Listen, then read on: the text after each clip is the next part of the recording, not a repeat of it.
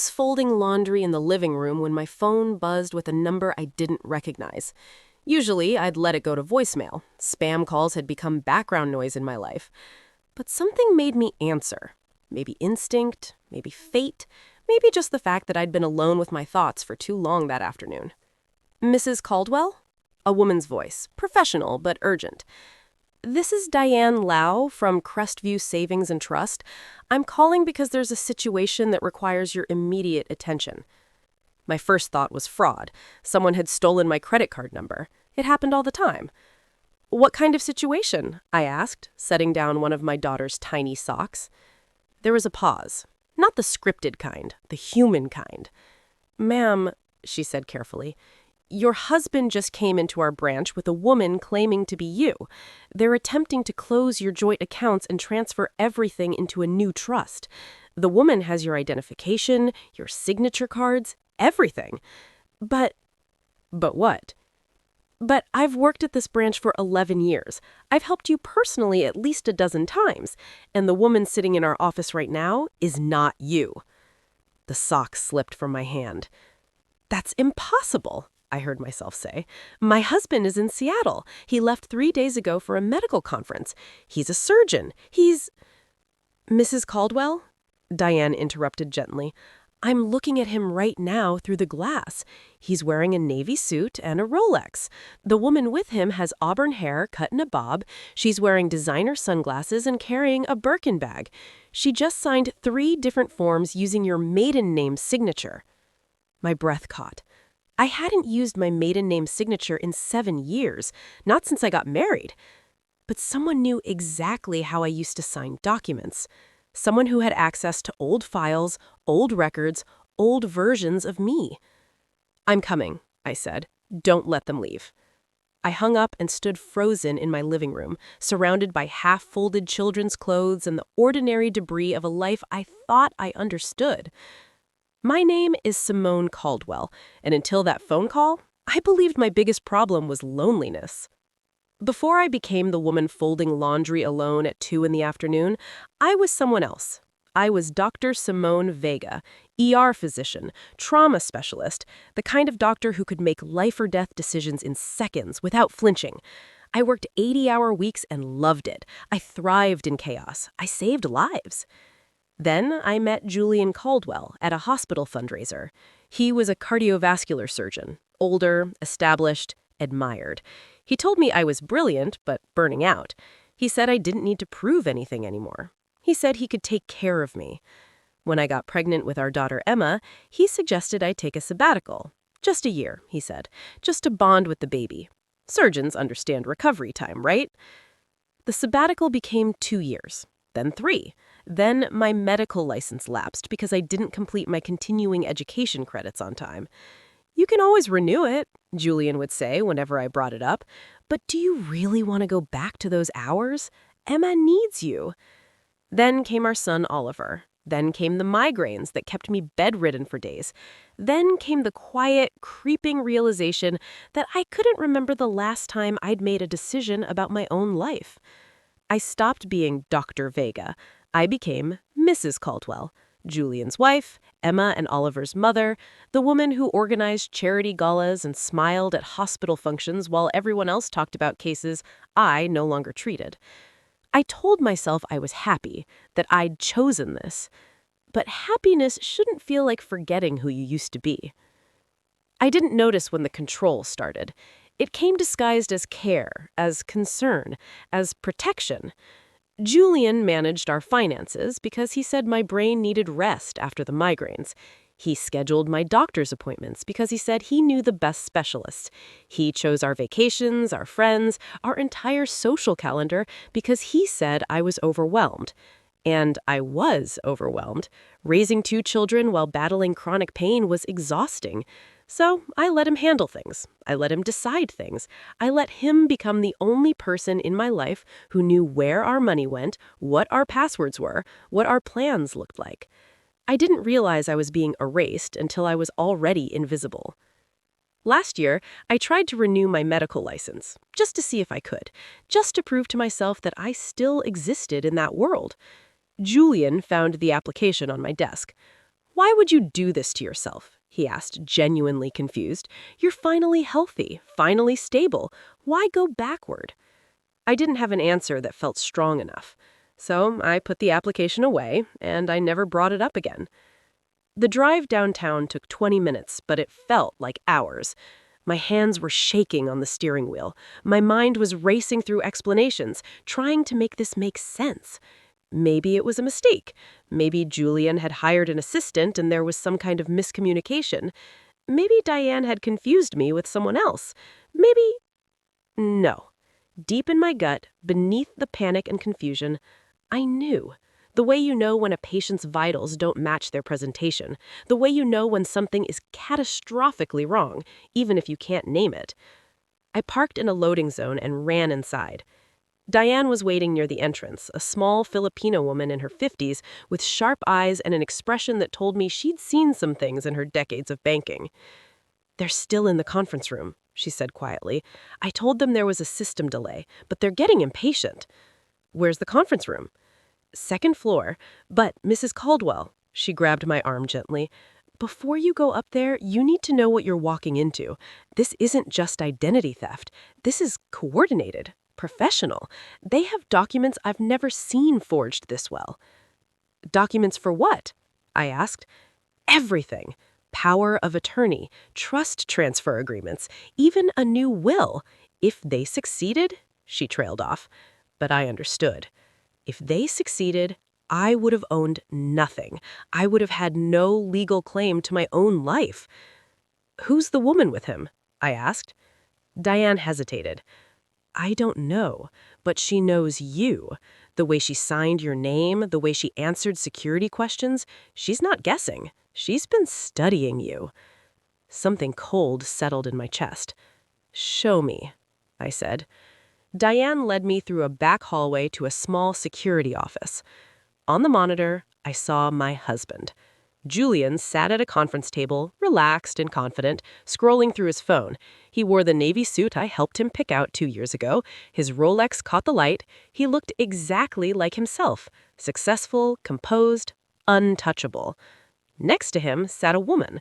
She had auburn hair cut in a precise bob, designer sunglasses resting on top of her head. She carried a Birkin bag I recognized instantly because I used to own one exactly like it before Julian convinced me it was too flashy for a doctor's wife. But her posture made my breath stop. The way she crossed her legs, the way she tilted her head when she listened, the way her hand moved when she signed documents. She'd been taught to move like me. The camera angle shifted and I saw her face clearly for the first time. My knees went weak. "Oh my God," I whispered. Diane looked sharply at me. "What? Do you know her?" I couldn't speak. I couldn't breathe. Because the woman sitting next to my husband, signing documents in my name, wearing my old style, mimicking my gestures, was my younger sister, Natalie. I need to tell you about Natalie. She's 4 years younger than me. Growing up, we were inseparable. 2 sisters against the world, sharing everything, protecting each other. But somewhere along the line, comparison became competition. I became the successful one, the doctor, the one our parents bragged about at dinner parties. Natalie became the struggling one, the one who dropped out of nursing school, the one who couldn't hold a job, the one who always needed money. I helped her. For years, I helped her. I paid her rent when she got evicted. I covered her credit card debt twice. I let her move in with Julian and I when she had nowhere else to go. That was 5 years ago, right after Emma was born. Natalie stayed for 8 months. She helped with the baby, she cooked dinners. She and Julian got along surprisingly well, bonding over medical terminology, sharing dark hospital humor I couldn't participate in anymore because I'd stopped working. I told myself I was happy, that I'd chosen this. But happiness shouldn't feel like forgetting who you used to be. When she finally moved out, she hugged me tight and said, "Thank you for saving me, Simone. I'll never forget what you did for me." I believed her. After she left, we stayed close. She came over every few weeks, she FaceTimed with the kids, she sent birthday cards. But now, staring at the security monitor, I realized something that made me physically ill. All those visits, All those months living in my house, all that time spent watching me, studying me, learning exactly how I moved through the world. She hadn't been bonding with my family. She'd been preparing to become me. I need to get in that room, I said. Diane shook her head. If you confront them directly, they'll lawyer up immediately. We need to... I don't care about legal strategy right now, I interrupted. That's my sister in there, and she's stealing my life with my husband's help. I need to understand why. Diane studied me for a long moment. Then she nodded. Conference room B. I'll tell them you're a compliance officer doing routine verification. But Mrs. Caldwell, whatever you see in there, whatever you hear, stay calm. If you lose control, we lose evidence. I nodded, even though calm was the last thing I felt. She led me upstairs and knocked on the conference room door. Mr. Caldwell, sorry for the delay. Our compliance officer needs to verify a few signatures before we proceed. I heard Julian's voice, smooth and unbothered. Of course, whatever you need. The door opened. I stepped inside and watched my husband's face drain of all color. Simone, he said. Just my name, nothing else. Natalie's head snapped up. For one frozen second, our eyes met. I saw shock, then fear, then something worse, defiance. She didn't look away. She didn't apologize. She looked at me like I was the one interrupting her life. Hi, sis, she said quietly. The banker who'd been helping them, a young man who clearly had no idea what he'd walked into, looked from me to Natalie and back again, his face a mask of confusion. I'm sorry, he stammered. I thought, which one of you is Mrs. Caldwell? I am, Natalie and I said at the exact same time. Julian stood up slowly. Simone, let me explain. Sit down, I said. My voice came out cold and steady, nothing like the panic screaming inside my chest. Everyone sit down. We're going to go through every single document on this table, and someone is going to tell me the truth. Diane appeared in the doorway. Should I call security? Not yet, I said, eyes locked on my husband. First, I want to hear what story they've prepared. Julian swallowed hard. Natalie's hand moved toward her purse, but Diane was faster. Leave the bag on the table, please, Diane said firmly. Natalie's fingers froze. Slowly, she pulled her hand back. And that's when I knew whatever was in that purse was evidence they couldn't afford to lose. Open it, I told Diane. You can't, Natalie started. Yes, Diane interrupted. We absolutely can. Banking regulations allow us to inspect any materials used in financial transactions on our premises. She reached for the Birkin bag. Natalie lunged for it. But I was faster. I grabbed the bag and dumped its contents onto the conference table. And my entire world shattered. Out spilled my driver's license, the one I'd reported lost 6 months ago. My passport, which I'd never been able to find after our last family trip, credit cards in my name I didn't recognize, a checkbook for an account I'd never opened, a key to a safe deposit box, and a stack of photographs. I picked up the photos with trembling hands. They were pictures of me. Hundreds of them, candid shots taken over years. Me at the grocery store, me at the park with the kids, me at my doctor's appointments. Me in my own bedroom, getting dressed, taken through the window. Someone had been watching me, documenting me, studying every detail of my life. Jesus Christ, Diane whispered. But it was the last item that made me understand the full scope of what they'd planned. A death certificate. Blank, but formatted, ready to be filled out. My name was already typed at the top. Simone Marie Caldwell. Cause of death? Accidental overdose. The room went silent. I looked up at Julian, at the man I'd loved, the man I trusted with everything. You were going to kill me. Not a question. A fact. No, God, no. Simone, this isn't... We weren't... Then what the hell is this? I held up the death certificate, my hand shaking.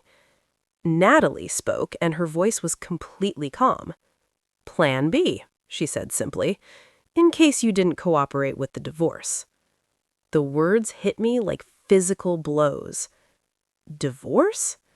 Come on, Simone. Natalie leaned back in her chair, all pretense gone now. Julian hasn't loved you in years. You're a shell of who you used to be. You don't work. You barely take care of yourself. The kids are terrified of your mood swings. You're barely functional. Each sentence landed like poison. We've been together for 3 years, she continued. We're in love. We have plans, a real future. But you're an obstacle. Always have been. Natalie, stop, Julian said urgently. But she didn't stop. We tried to do this the easy way. Julian filed for divorce 6 months ago. You should have signed the papers. You should have taken the settlement and moved on. But you refused. You said you'd fight for custody. You said you'd expose him for abandoning his family. So we needed a backup plan. The death certificate? I whispered. Julian's a surgeon. He has access to medications. It would have looked like you finally gave in to the depression. An accident. A tragedy. Everyone would have understood. The sad, sick housewife who couldn't cope anymore. And then what? I could barely get the words out. You were just going to replace me? She smiled. I already have been. Did you know Julian and I spent last weekend at your cabin, the one you haven't visited in 2 years because you're too anxious to travel? We made love in your bed. We made plans after you were gone. And it felt right, Simone. It felt like the life you stole from me. Stole from you? You had everything. Her voice rose suddenly, all the pretense calm shattering. You were the smart one, the successful one, Mom and Dad's favorite. You became a doctor while I couldn't even finish nursing school. You married a surgeon while I dated losers. You got the perfect life. And what did I get? Scraps. Your charity. Your pity. So you decided to take it all, I said quietly. I decided to earn what I deserved. She straightened her shoulders. I would have been a better wife to Julian anyway. I still take care of myself. I still care about being attractive. I still actually talk to him instead of just existing in the same house. Natalie, you need to stop talking, Julian said desperately. But it was too late. Diane had heard everything. The banker had heard everything. And I finally understood the truth. This wasn't just fraud. It was attempted murder. And my own sister had planned it with my husband. Security arrived within minutes, then the police. Julian tried to run. He made it to the elevator before 2 officers tackled him to the ground. Natalie sat perfectly still, almost serene as they read her rights. She looked at me once as they led her away. You were never going to be enough for him. Even if we didn't do this, he was done with you. You know that, right? I didn't answer. There was nothing to say. After they were gone, I sat alone in the conference room with Diane, staring at the pile of evidence scattered across the table. My whole life reduced to forged documents and surveillance photos. Mrs. Caldwell, Diane said gently, I need to ask, did you know about the divorce filing? I shook my head. He never told me. He never gave me papers. I had no idea. That's because he never actually filed, she said quietly. We checked while you were confronting them. There's no record of divorce proceedings in any Washington county. He lied to her. I looked up. What? Your sister thought they had a plan, but I don't think Julian ever intended to leave you. I think... She hesitated. I think he was stringing her along while planning something worse for both of you.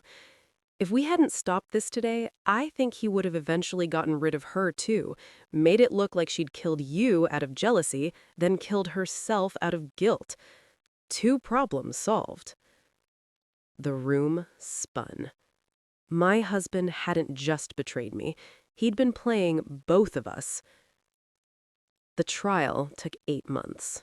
Julian hired expensive lawyers. They tried to claim Natalie had acted alone, that he'd been manipulated.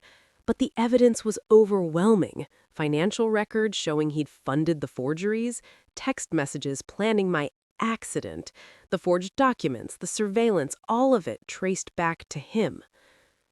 Natalie confessed everything in exchange for a reduced sentence. She testified against Julian in court, her voice flat and emotionless, describing how he'd seduced her, convinced her I was mentally unstable, promised her they'd be together if she helped him. She apologized to me once during a recess. "I'm not sorry for wanting what you had," she said, "but I'm sorry I let him convince you deserve to lose it." It wasn't much, but it was honest. Julian was sentenced to 18 years for fraud, attempted murder, and conspiracy. Natalie got 12. The courtroom was packed when the verdicts were read.